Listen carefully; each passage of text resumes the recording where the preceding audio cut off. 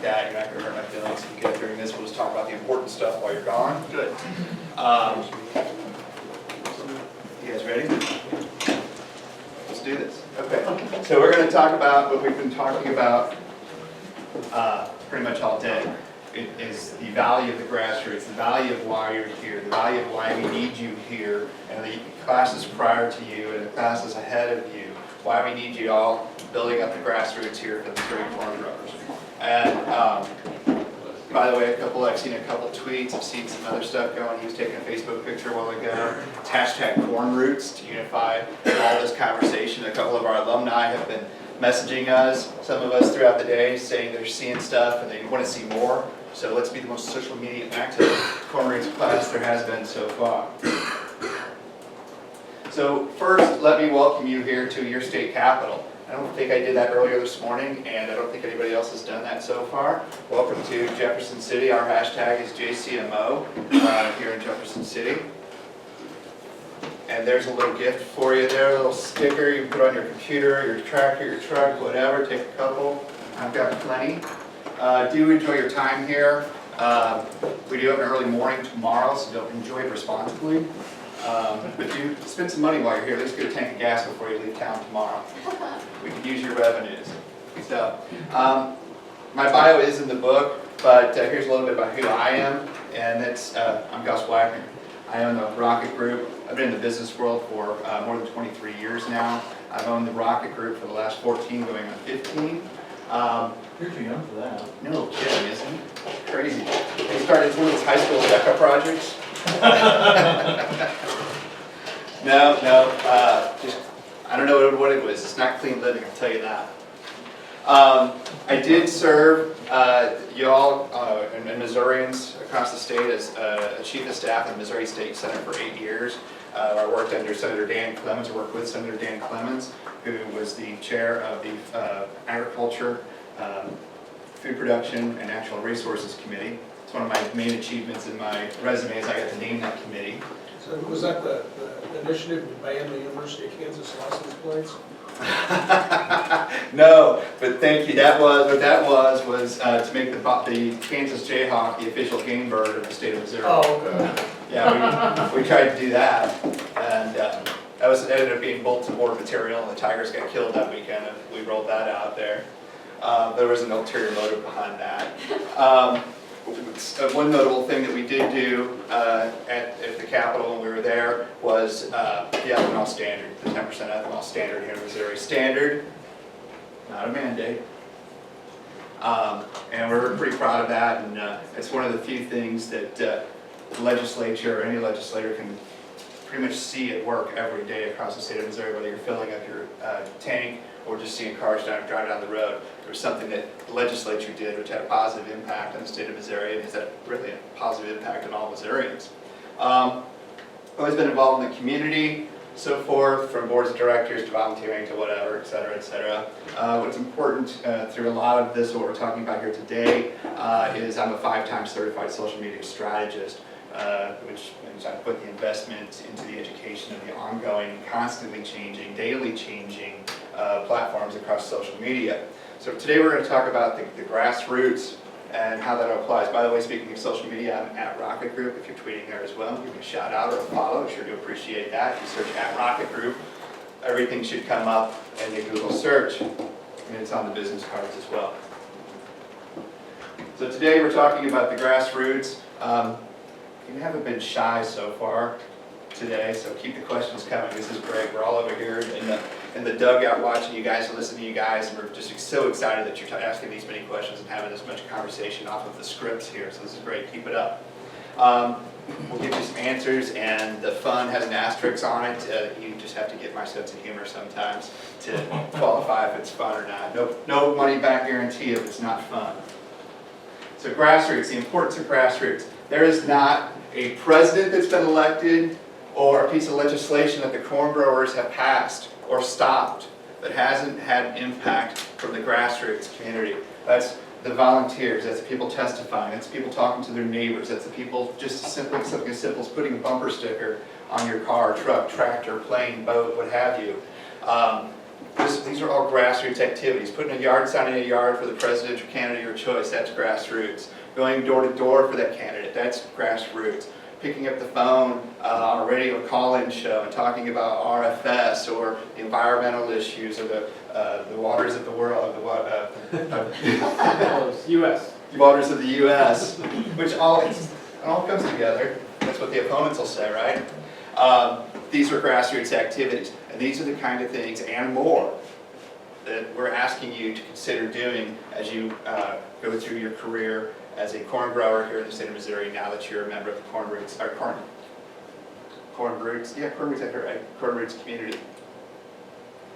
So when we talk about grassroots, and it doesn't matter whether we're talking about here at Corn Roots or something for the American Cancer Society, or something for the Humane Society, the Loyal Opposition, or something for the presidential campaigns, the biggest thing that we're trying to do, whether it's an idea, an issue, a person, that we're trying to build a grassroots army with, is we're taking this long journey from the head to the heart.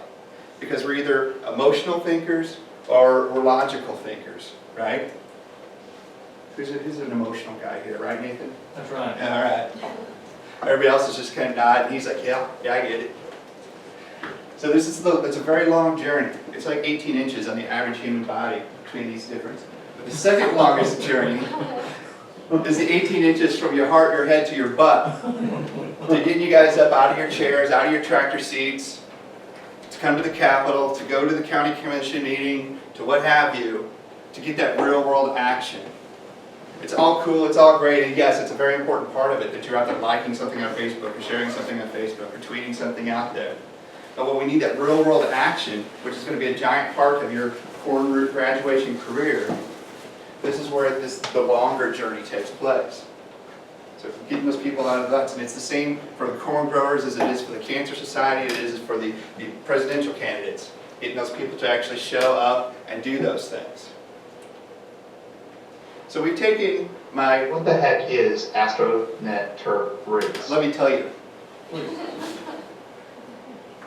I'm going to turn the volume off. I don't think, Steve, if you have any. Anyway, it's always better when I hear myself. You know, you hear your own voice and it sounds different. It sounded like Morgan Freeman coming from above there. So I've taken the decades of experience in politics, my almost decade of experience in actual being a government person, my decades of stuff in business and marketing and sales, and my almost decade in social media, and we combine that into what we call AstroNet Turf Roots. And the definition of that is when, say there's a rally for the RFS, like there was with the EPA rally that was had in Kansas City that Becky was talking about earlier, okay? What probably happened, and I don't know if it did, but I'm sure it did because of who the opposition is in the APA in big oil. That thing was held downtown. She said there was 400, 500 people that showed up. So everybody met in different locations and probably bussed in or took carpooled in so you could all have parking and you get there. So the picture that the loyal opposition would take of something like that, they'd be standing there like with a video camera. By the way, we are videoing this presentation, just full disclosure. And we'll send you guys the link out later so you can watch it at home if you can't sleep. When you get off that bus, you get off that train, or you get off that big white church van, and y'all came out in the corn grower t-shirts, the opposition was there filming that and saying, oh look, they had to bus all these supporters in. They rented these supporters. These are all temporary hire placements. This has happened in agriculture. This has happened in 100 other different issues. Because what the opposition is going to say is that you've got false grassroots. You've got AstroTurf. You're AstroTurfing your support. So then the netroots part is obviously your online grassroots army. We want to take the misnomer of AstroTurf and combine it with the netroots to build an online army, an online grassroots task force, no matter how big or small it is, and take those folks to real world action when they need to. Okay, when we call on you, we want you to respond with real world action. By the way, AstroTurf is if you do this, is a Missouri export as well, invented by our friends over at Monsanto back in the 60s. Did you guys know that? Yeah, you learned something today. First thing you've learned all day, right? Scribble that down. Right, that'll be on the quiz. So, as Dean was talking about just a minute ago, who we're trying to impact with all of this grassroots activity, all this corn roots activity, is the audiences. The audiences could be anybody. We've got a couple different references here, whether it's elected officials, whether it's the food bloggers, the food babes. By the way, the food babe is from Charlotte, was what I was trying to whisper to you a while ago. And Dean is actually, he mentioned he's from Charlotte as well. I think his daughter lives there. They're probably neighbors with the food babe. Yeah. So we've got our media people as well, whether it's local media, regional media, statewide media, national media, international media. We've had plenty of stories go international out of Missouri. We just spent an hour talking about one of them. The consumers. Our consumers are probably our biggest audience because they have obviously the biggest impact because they're voting with their wallet whether to buy our products or not, correct? And another thing we got to educate our consumers is that all the corn that they see when they drive across Missouri isn't what ends up in the Libby's cans, right? Because 99% of those folks think that's what that is in your field, is Libby's. So that's a huge thing. We've got to educate our peers even. The corn producers who are not in this room, to educate them about this opportunity, to educate them about the issues. That's going to be a big charge given to you, is to communicate the issues to your actual peers. And more. Who are some other audiences that you might have to communicate with to try to convince or at least communicate with, have a line of communication with? Family can be one of them. Very important. You guys, Christmas is coming up, Thanksgiving was a couple weeks ago. Anybody get a heated arguments at the table about whether that turkey was free range or not? What degree of free range it was? When the city cousins come back to town to have the family meal? No, but it is interesting because my wife put something on Facebook they saw on Toys R Us on the day after that there was an ad for grass-fed only plastic cows for sale. And so she sparked a conversation about, so why is it important to not let your kids play with corn-fed plastic cows? Well, were those grass-fed plastic cows eating like Easter egg grass? No, they were just in a pile on a bin. That's really weird. That's marketing is what that is. It's exactly marketing. I found sometimes, more specifically happened during home football games, tailgates and stuff, but I was going to say lawyers. Mm-hmm. No way, they like to argue? Because I have a college friend who's on the case, whichever one is in court right now against Syngenta. Mm-hmm. And he was like, well, do you know any, your dad and, other people, he said, we're looking for growers, that are affected by this certain topic, this issue. Well, what do you think about it? Where do you, this and that? And I just found it interesting because, it's not the first thought you have whenever it comes to just that type of... He's looking for plaintiffs. That's always the first thing he's thinking of. Full disclosure, my wife works for the Missouri Bar, so I have to be careful because she watches these things. I have to be careful what I say about attorneys and such. Anyway, that was for her.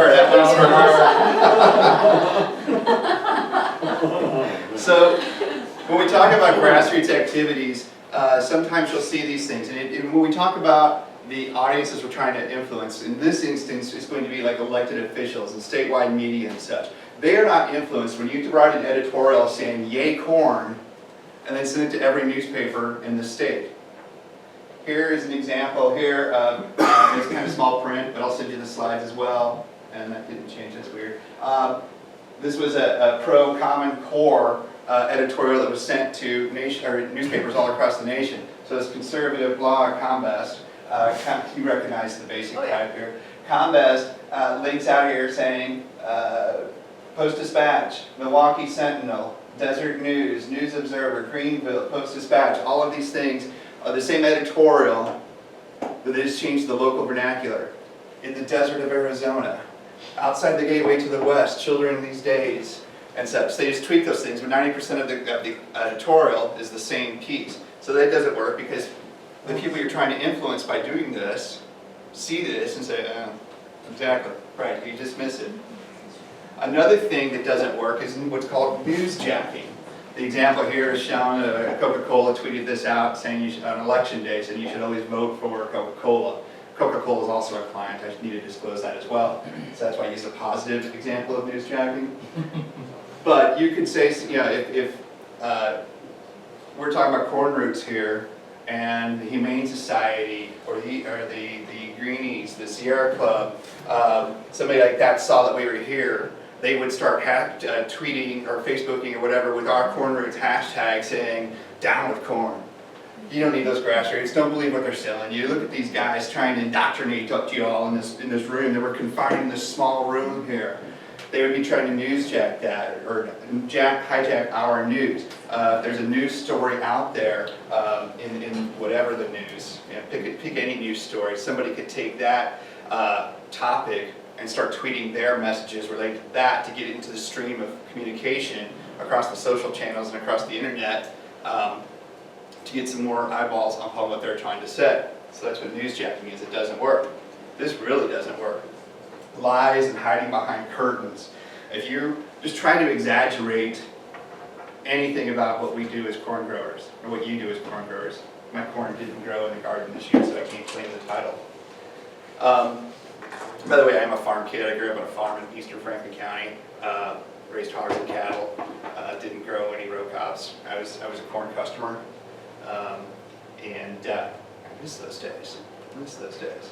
Yeah, you can count yourself as a corn grower. You tried. I did try. Yeah, I tried this year. You know a lot of guys like that, right? They try. There's a lot of guys. That's great. We try to exaggerate anything we talk about, from yield to ethanol impact on the rural communities, to the strength of our membership, to the results that we get at the Capitol, to anything like that. It would take 10 seconds of Googling for anybody to find out what it was that you were exaggerating about and go, hey, here's the true facts. Here's the true facts. And then they tweet it out and then you look like a dummy. So you're lying. Or you're hiding behind a curtain. You haven't disclosed that you're a Corn Roots member. Sam hasn't disclosed that she's a lobbyist for the Corn Growers Association. I haven't disclosed that I work for all these other organizations or whatever. Being untruthful in this internet age is going to destroy you quicker than pretty much anything else. Even more, it'll destroy you quicker than even if you're inactive. Because you put yourself out there, got your Pinocchio nose chopped off, good luck trying to come back from that. Isn't it just as bad trying to source info from like Monsanto or Syngenta? It almost seems like that's almost worse than a lie or whatever. Sure, but it's just like, you know, with Dean here, you know, writing the college papers, the high school papers and such, you need to cite your sources or provide your links. We're talking about what you said earlier about people sending out Facebook and tweets and things like that, and people getting riled up in 140 characters. Well, if it doesn't have a link to it, a sustaining link to it, it's just opinion. And anybody can get 140 characters of those. So you gotta have a link going back to something of more substance. You've got to drive more information than you're able to, and then we'll talk tomorrow about social media and tactics and how to do things like that. But back to here, so what we're trying to do is we're trying to build audiences through touching their heads and their hearts so they move their butts and their knees. You guys moved your butts and knees from all four corners and the boot heel, practically, today to come here to Jefferson City. There's going to be more opportunities for you to do so, to come to Jefferson City, to go to Washington, D.C., to take advantage of opportunities in your own home communities, to get more people on board with doing stuff to represent the good message of the corn growers, to get them to move their butts and knees. It just doesn't show up here. That's weird. I'm trying my laser pointer. It's working. There's no cats in the room, is there? Is it okay if I do this? Okay. So we'll talk more about this tomorrow in the legislative section of this, but this is a real quick peek of a presentation for tomorrow of how a bill becomes law. From the time it's been introduced to the time it gets to the governor's desk, okay, this is about half the steps it takes. Each one of these little blank squares you see here is an opportunity for a corn grower to stand up and say yes or no on this piece of legislation. It's an opportunity for somebody with any interest, whether they're being paid or they just have a valued interest in whatever the topic of the day is, from speed limits to weight limits to RFS. You you see all the opportunities there are for us to stand up and be heard, and be a part of the conversation, to have that seat at the table that everybody has mentioned already this morning. This is where the grassroots comes in. So we have a lot of competition out there as well. In Missouri, between the House and the Senate, we have 197 elected officials from all parts of the state, from all parts of experience, from tall people to short people, and every other descriptive name you could put on them. The legislature is a reflection of the state of Missouri. We have a lot of competition, though, in trying to get their attention. It's the same with Congress, with the 535 people elected there between the House and the Senate. They're trying to get their attention. What kind of competition are we looking at? The corn growers are an association, the soybean growers are an association. But overall in America, there are over 86,000 different trade and professional associations, and 1 million plus charitable and philanthropic organizations, all trying to get the attention of the same audiences that we're trying to, from the elected officials to the consumers, to our peers, to our family members. You've got the pigs. Yep. You know the pork producers? Uh, The pork yeah, association? I think so. You think so? You think they took your check? They're How about the feed store? The feed store belonged to the Chamber of Commerce? Oh, yeah, I'm pretty Probably about sure. 6 of them, Yeah, from this local one to the county one to the state they chamber. got plaques on the wall. Sure, sure.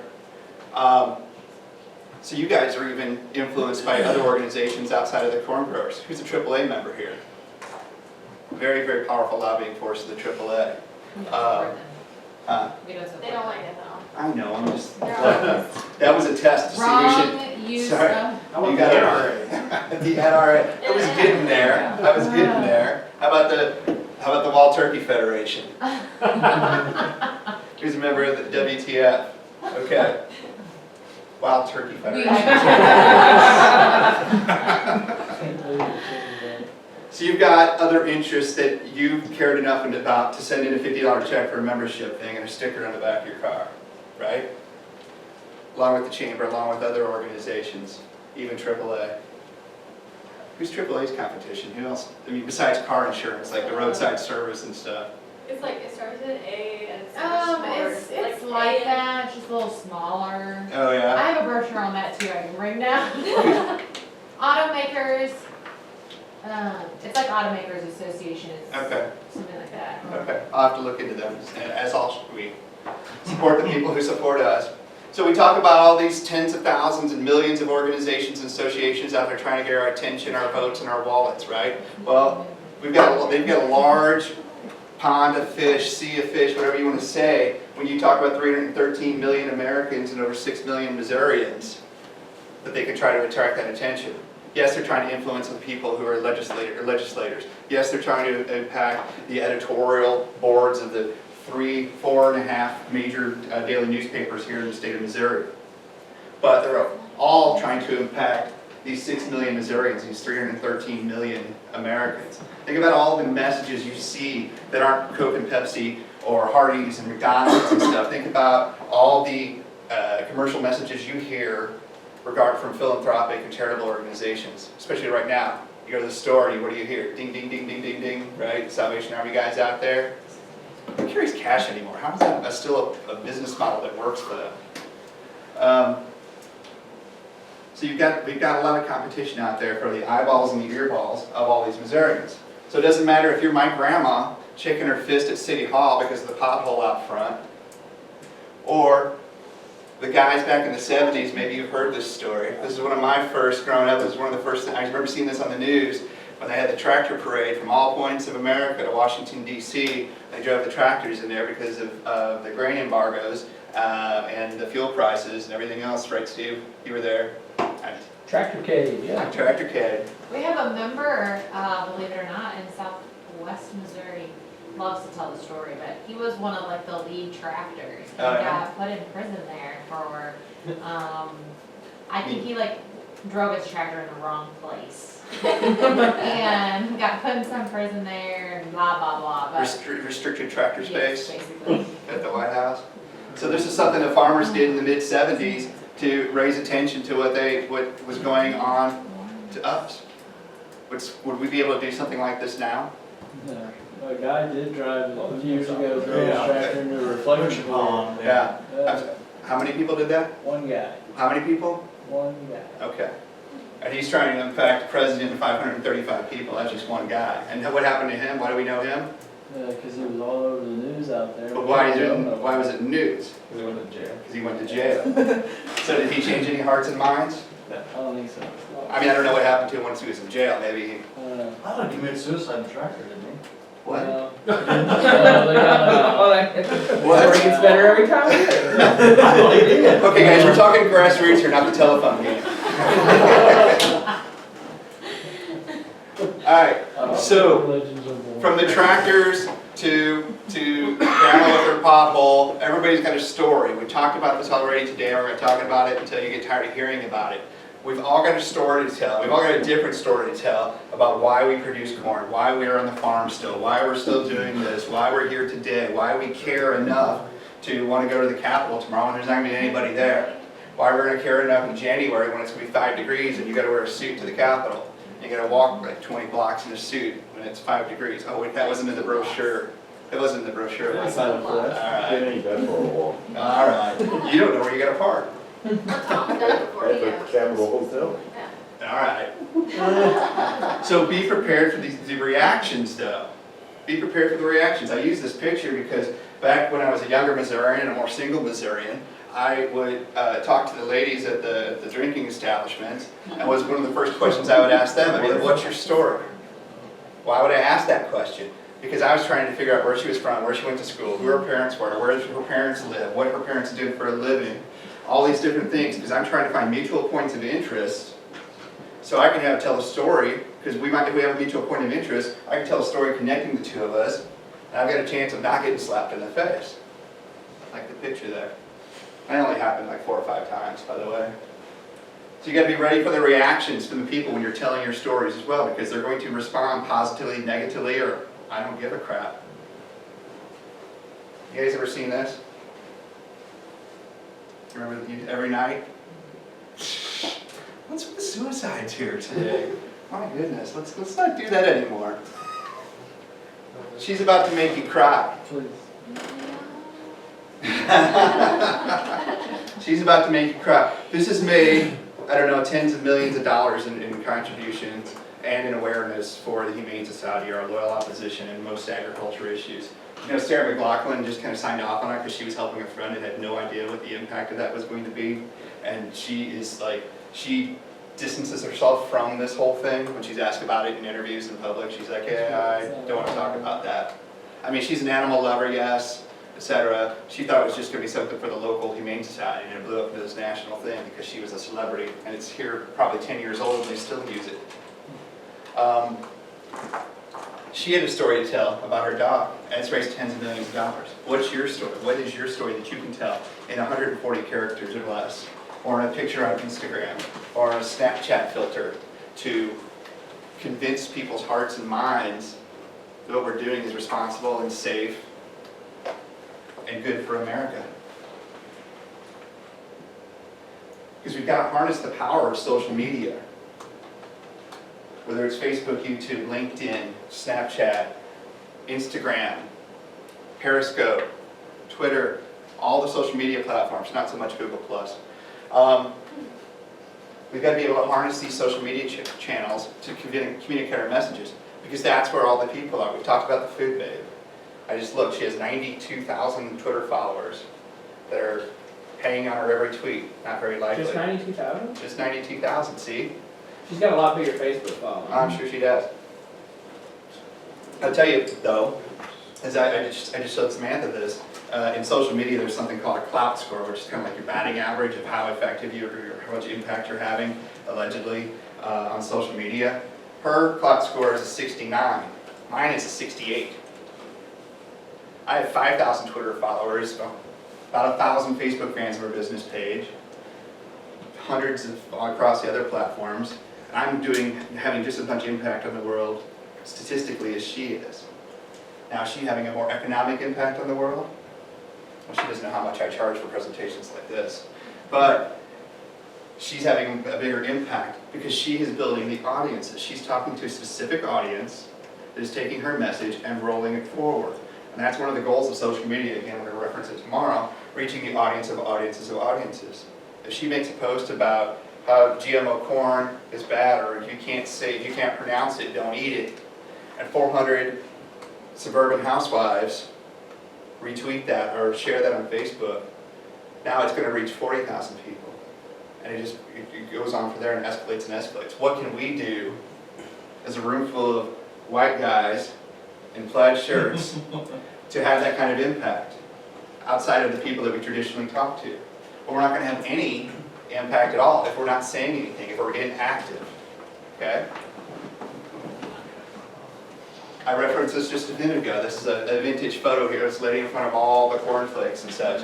I mean, how many, what is there, like 1/10 of a kernel of corn in each box of cornflakes? It's something That was double. like 3 cents worth. Right, 3 cents of corn. But everybody thinks our field corn is the sweet corn, which is going into cornflakes. So there's an education point that we can make repeatedly over and over again. You know, take an ear of corn, of your field corn, and go, this isn't even in this box. And educate the folks. Here's something you could do. One of the big audiences the food bank has is the gluten-free and such crowd. This is something I saw in the store about 2 weeks ago. That's my hand. I didn't know there was a such thing as corn spaghetti. And apparently some of you guys didn't either. I did not. Huh. Second thing you've learned today, Where's corn that at? spaghetti. That was at Hy-Vee. Mr. Leapers? Mr. Leapers. Mrs. Mrs. Leapers. Leapers. Mrs. Leapers. Sorry. No, you're good. Mr. Reaper. Mr. Leaper will take the credit. Yeah, it's probably his idea, but it sells better with her name on it. But look at this. Corn is gluten-free. And don't tell the Wheat Association I'm telling you these things. But if you want a responsible answer when people are coming across to you about gluten-free and this and that and the other, well, hey, my product's gluten-free. Try my corn spaghetti. Try my corn spaghetti. Did you try it? Did you buy it? Did you use it? Actually, I think it's in the cupboard. We haven't made it yet. I'm not big on pastas and Doesn't stuff. taste So. like crap or not? No, actually, no. We had rice noodles last night, and that was impossible. It just turns into a big clump. It was weird. Bad idea. Don't tell the Rice Association I said that. But here's an answer. You could have a corn spaghetti supper, a corn spaghetti feed at your winter meeting or at your farm tour or whatever. And people be like, what is this I'm eating? Oh, it's corn spaghetti. How about that? Again, probably not from your farm, but it's a use of corn that people aren't even aware of, that you guys didn't even know about. Is it GMO free or It said organic. organic? I didn't show you the ingredients label. So again, what's the story that we can tell? We've got these stories here that we can tell the people, the consumers, the various audiences that we're trying to reach. I use this because I thought it was kind of cute, because the mama dog's telling the little dogs the story here, and then he turned around, his tail was still there.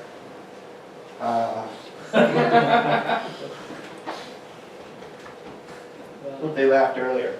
Because these things don't work. These are things that don't work. TV and direct mail ads. I mean, who's cut the cord? Who still has cable? You get satellites probably in the rural communities.